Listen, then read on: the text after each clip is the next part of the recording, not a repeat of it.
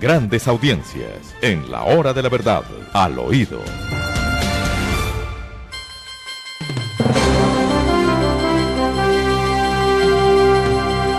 Nadie puede prohibirnos que digamos al oído que lo estamos haciendo alrededor de una buena taza de café, del mejor café del mundo, ¿verdad? Nadie nos lo puede prohibir. Nos quitaron el patrocinio de la Federación Nacional de Cafeteros, eso es otra cosa. Nos han quitado tantas cosas, nos han sacado del aire, bueno, pero aquí estamos. Y aquí estamos hablando con ustedes, queridos amigos, al oído. Ayer decíamos de Mar, y es importante que la historia se ponga en su sitio, que no había tantos miles de muertos en las bananeras en lo que fue supuestamente una masacre del gobierno del presidente Miguel Abadía Méndez sobre los trabajadores bananeros. En la imaginación del gran literato artista de la palabra, Gabriel García Márquez, eso lo tradujo en miles de muertos, en miles de personas asesinadas. ¿Cuál fue la verdad, de Mar? Doctor Fernando, ayer estuvimos juiciosos estudiando el libro del profesor Eduardo Mackenzie, Las FARC, fracaso de un terrorismo, donde en esta excelente obra hay un capítulo para quienes tienen el libro y para quienes lo puedan comprar, lo lean, que se llama Una voluntad de ocultación. En este parte del libro se refiere precisamente a la masacre de las bananeras y escrito lo siguiente en medio de ese relato que hace. Dice él que María Tila Uribe afirma que los relatos populares hablan de 800 a 3.000 muertos, que la versión oficial admite entre 15 y 20 muertos. Pero además, luego hace referencia a lo que sería una disertación que hizo Jorge Eliezer Gaitán, un hombre muy joven para aquel entonces, poco conocido, diputado del Partido Liberal, que en una intervención que dio en la Cámara de Representantes se refirió al asunto y habló de una cifra abstracta. Gaitán habló de más de 1.000 muertos. Pero luego volvemos a lo mismo, no existen comunicaciones concluyentes que permitieran hacer o contrastar que fuera realidad que fueron más de 1.000 muertos. Una sola declaración emerge de Rafael Rivadeneira, quien dice que vio más de 20 personas asesinadas. Eso es lo que dicen los testigos del momento. Nunca se habla ni de cientos ni de miles de muertos con ocasión de lo ocurrido en las bananeras. Una voluntad de ocultación es lo que, como se llama este título del capítulo del libro del profesor Eduardo Mackenzie, para que lo puedan ustedes leer. Algo entre 10 y 20 muertos fue lo ocurrido. Eso lo llevaron a miles y lo llevó a miles la imaginación de Gabriel García Márquez y entonces claro, ahora eso es verdad revelada. Fueron 1.800 muertos. Mentira, no fueron 1.800 muertos. No es poco grave que hayan sido 10 o 20, pero es muy distinto 10 o 20 muertos a 1.800 muertos. Es algo muy distinto. Se inventaron esa cifra. Se la inventó García Márquez en su prodigiosa imaginación literaria y eso no puede quedar como verdad revelada. Es simplemente una verdad novelada, que es una cosa distinta. La masacre de las bananeras, algo espantoso. Cualquiera, un muerto que hubiera sido gravísimo, pero fueron entre 10 y 20 muertos. Eso fue lo que pasó en las bananeras, lo que no es poco grave. No le estamos quitando gravedad al asunto, simplemente estamos reduciendo los números casi esquizofrénicos que se han manejado sobre el particular. No hay 1.800 muertos, como lo pueden leer ustedes si entran a las efemérides de las redes electrónicas, encuentran que fueron 1.800 muertos. Eso se quedó como verdad revelada. Mentiras. No fueron 1.800 muertos, ni más de 1.000 como dijo Gaitán, ni centenares como dijo alguien. Lean el libro del profesor Eduardo Mackenzie para que se enteren de la verdad. Bueno, y también hablábamos de los crímenes ambientales del ELN. El ELN con quien se está negociando no sabemos qué, allá en el Hotel Humboldt en Caracas. ¿Cuál es el balance de los crímenes ambientales del ELN? ¿Cuántas veces voló el oleoducto Caño-Limón-Coveñas el ELN, Edemar? Hablar de los crímenes del ELN, doctor Fernando, ambientales, es referirnos, por supuesto, a las veces que han volado los oleoductos, o especialmente el oleoducto Caño Limón Coveñas, víctima del accionar de esta guerrilla. Y aquí algunas de las cifras que la audiencia debe conocer de cerca. En la última década, los 5 oleoductos en Colombia para el transporte de petróleo, con los que cuenta Ecopetrol en el país, en la última década solamente, han sido volados 1.009 veces. En más de un 90% por miembros de la guerrilla terrorista del ELN.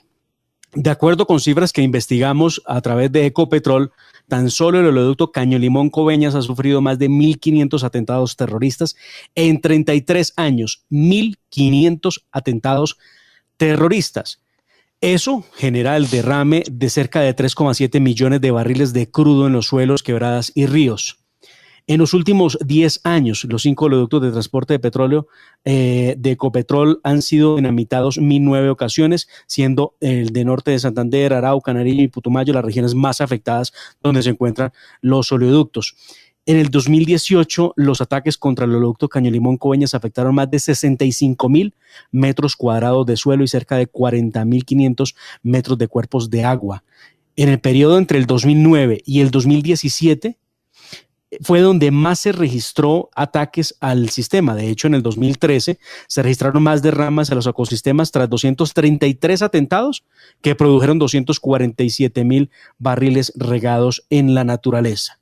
Las voladuras representan millonarias inversiones en cuanto a las reparaciones que se debe hacer. Desde el año 2009 al 2017, Ecopetrol destinó más de 251.000 millones de pesos para poder atender las emergencias producto de las voladuras de los oleoductos ejecutadas por el ELN, los nuevos arquitectos de la paz. Bueno, Edemar, miremos muchas cosas que hay que mirar. Dicen, ¿será esto verdad? ¿O será una calumnia que Francia Márquez está pidiendo que condonen la deuda externa de Colombia? ¿Será eso verdad? ¿Será eso cierto? Mire usted, escuchemos qué fue lo que dijo Francia Márquez, ya les digo en el marco de que da estas declaraciones la señora Francia Márquez.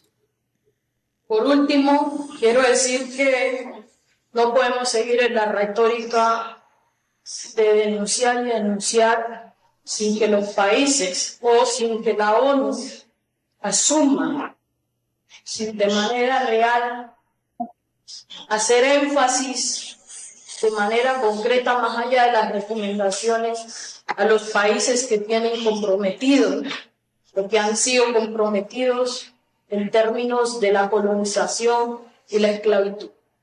Venimos aquí a proponer acciones de condonación de deuda externa como caminos de reparación histórica para la población afrodescendiente. Nuestros países que siguen pagando deuda externa a países colonizadores y a países que han estado comprometidos por la esclavitud, no nos han permitido vivir en dignidad.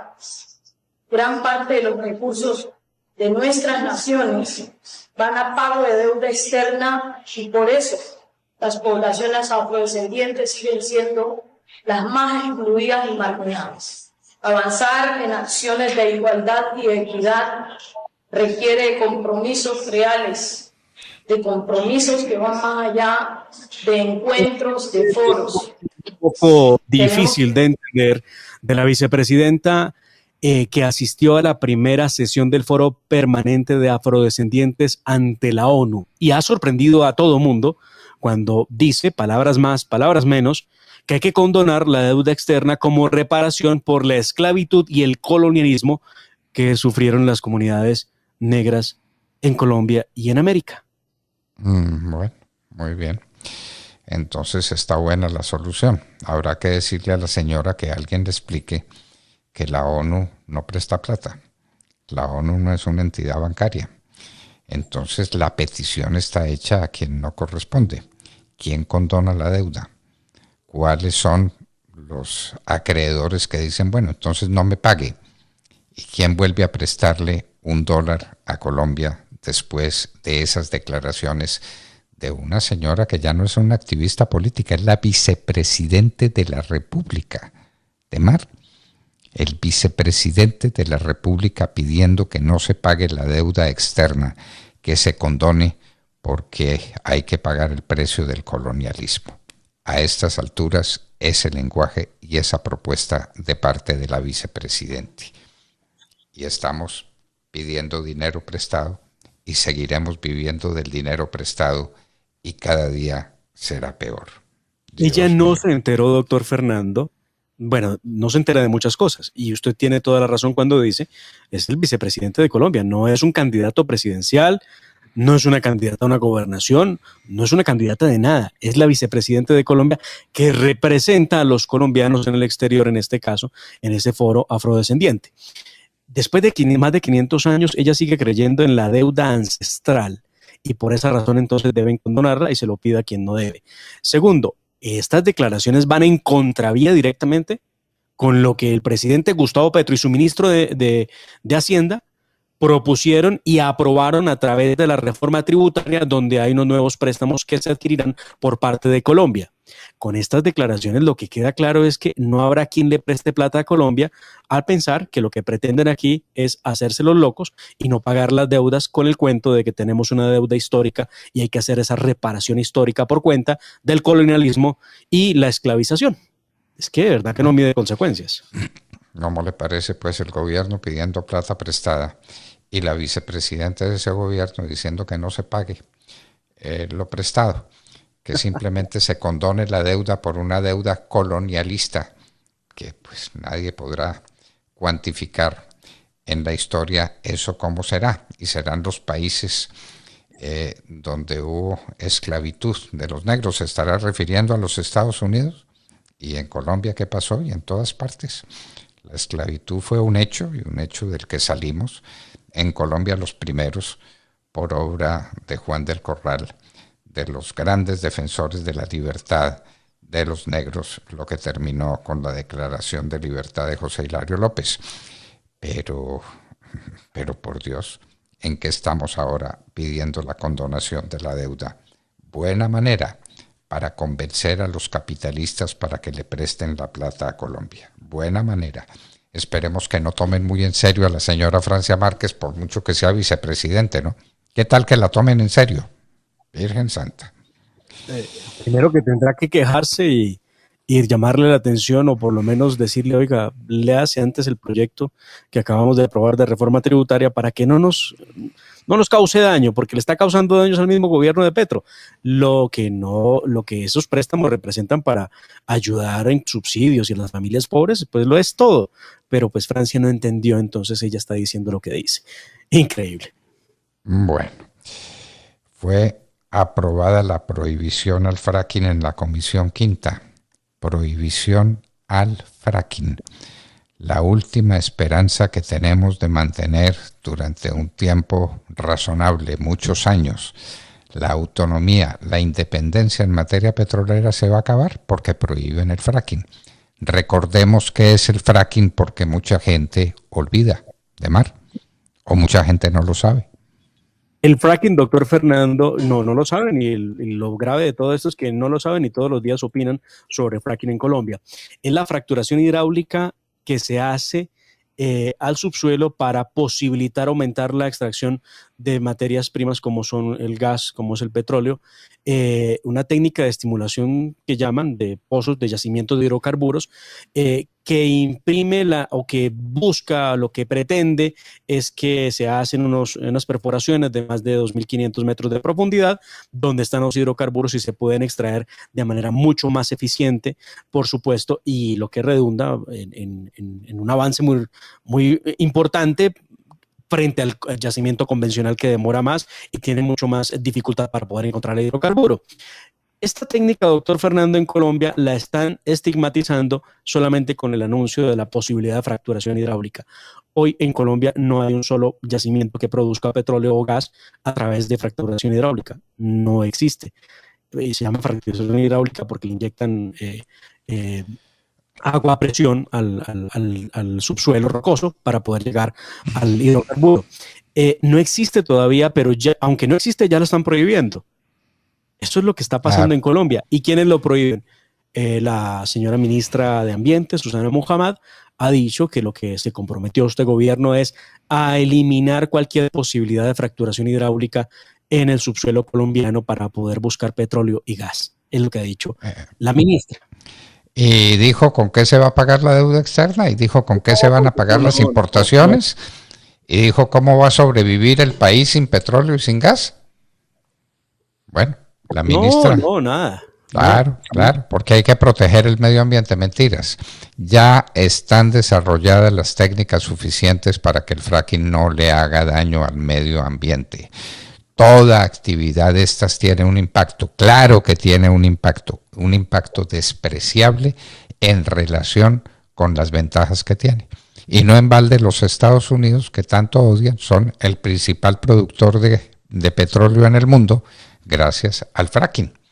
Y gracias al fracking, Europa está tratando de buscar autonomía e independencia de los petróleos que le llegan principalmente de Rusia, ¿no? Gracias al fracking. Utilizan en Reino Unido, en Estados Unidos, en Alemania, bueno, en tantos países del mundo donde se necesita la fracturación del suelo para poder llegar a los hidrocarburos y que representan, por supuesto, bienestar e inclusive sostenibilidad energética para los países. Pero pues aquí simplemente dicen no a las cosas. Pero ¿qué fue lo que realmente ocurrió en ese debate de Comisión Quinta en el Senado? Lo primero que hay que decir, doctor Fernando, es que fue un debate que se prolongó, más bien se pospuso en 3 ocasiones, donde no se lograba el quórum, no se lograba y no se lograba. Ayer por fin hubo quórum y hay una cosa sorprendente. El Partido Centro Democrático, partido de oposición, presentó una ponencia donde pide archivar el proyecto que prohíbe el fracking para permitir que haya la posibilidad en algún momento en Colombia de que haya fracturación hidráulica. Eso está claro. Pero me llama la atención lo que hace el partido de la U, el Partido Liberal y los conservadores. Y Cambio Radical, que usted ahí acaba de escuchar. He mencionado 3 partidos que son de gobierno y uno que se ha considerado partido neutro, que es Cambio Radical. Pues muy bien, ellos dijeron, un momento, avancemos en este proyecto porque sí creemos que el fracking es dañino para el suelo colombiano y para la naturaleza, pero no vamos a eliminar los derechos adquiridos por parte de algunas compañías que ya están dispuestas a la exploración y explotación de hidrocarburos en Colombia provenientes de yacimientos no convencionales. Dicho de otra manera, lo que ya hay sobre la mesa, lo que se ha trabajado, no debe prohibirse, debe avanzarse. Eso, por supuesto, no hizo esperar la reacción de la ministra de Ambiente, que se expresó de esta manera al terminar el debate. Acabamos de salir del primer debate del proyecto de prohibición del fracking. Es un proyecto que en efecto prohíbe el fracking, pero la ponencia no recoge todo lo que necesitamos para realmente cerrar la puerta a esta nueva frontera de extracción que tiene tantas consecuencias e incertidumbres ambientales. Vamos a buscar que en el siguiente debate se recuperen esos elementos claves del proyecto y que se le dé una transición también al gobierno para poder realmente que no haya fracking en Colombia. Es un primer paso, nunca antes se había debatido y menos votado. Así que pasamos nuestro primer debate, pero hay mucho trabajo para que lleguemos al objetivo que nos habíamos planteado. La ministra y el gobierno de Petro quieren que no haya fracking desde ya. Punto. No hay discusión.